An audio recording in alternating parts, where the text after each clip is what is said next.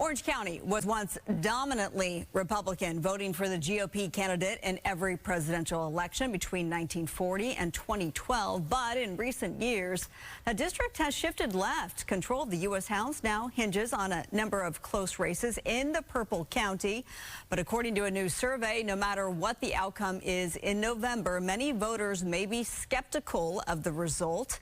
According to UC Irvine's School of Social Ecology, 26% of Orange County voters do not believe President Biden legitimately won the 2020 race. Only 57% actually do.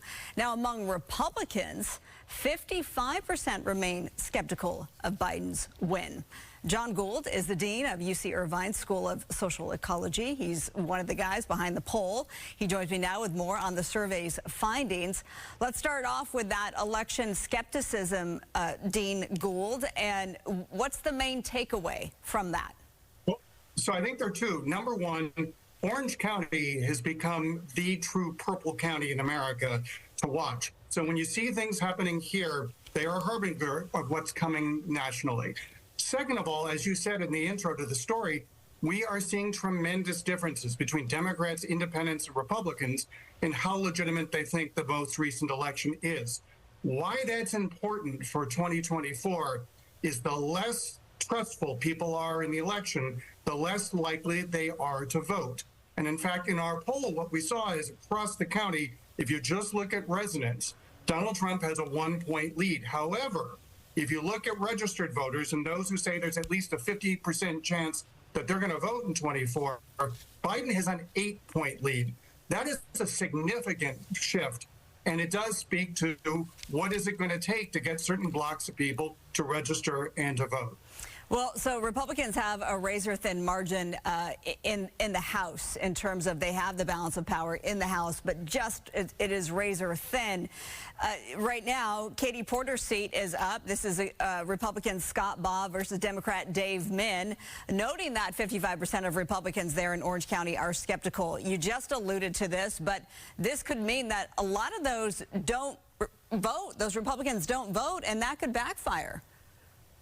It absolutely could. In fact, we have 4 congressional races that the Cook Political Report says are competitive. You switch any of those, and it really does put the House up for grabs. And so when Republicans say that actually 75% of them say they have doubts about the legitimacy of Biden's election in 2020, that could very well lead to many of them, first of all, not registering to vote, and second of all, not coming out to vote.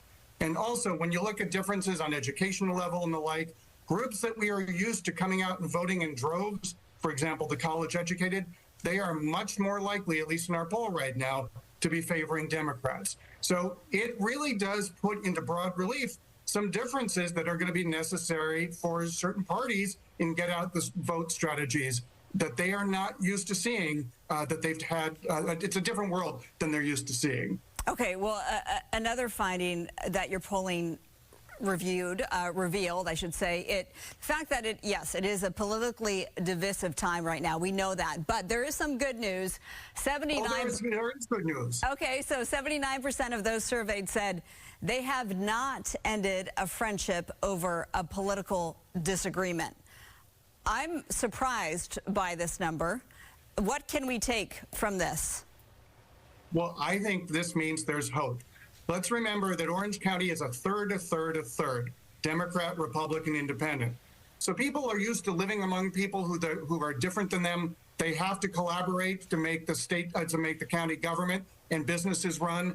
What we found was that 2/3 of county residents have friends from across the political spectrum. And when you realize that less than 1 in 5 people has ended a friendship over politics, it does make me wonder whether all that we hear about the divisiveness, when it gets right down to it, isn't what's happening in real people's lives. Well, let's hope not, because I like to end on a upbeat note. So we'll leave our discussion there. But it was great to have you. This is a first, I think, that you've been with us at 6 o'clock. Dean Jon Gould of the UCI School of Social Ecology. Keep up the great work there, and we appreciate you. Thank you. Thank you. Delighted to be with you.